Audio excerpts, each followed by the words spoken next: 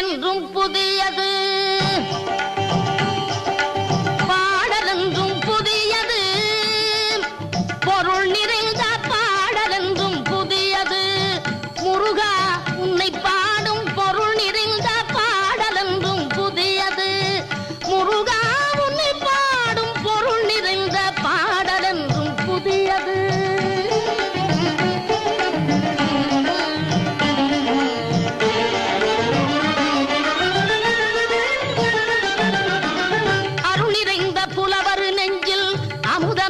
தமிழ் கொடுத்த பொருள் நிறைந்த பாடல் என்றும் புதியது. அருள் நிறைந்த புலவர் நெஞ்சில் அமுதம் என்னும் தமிழ் கொடுத்த பொருள் நிறைந்த பாடல் என்றும் புதியது.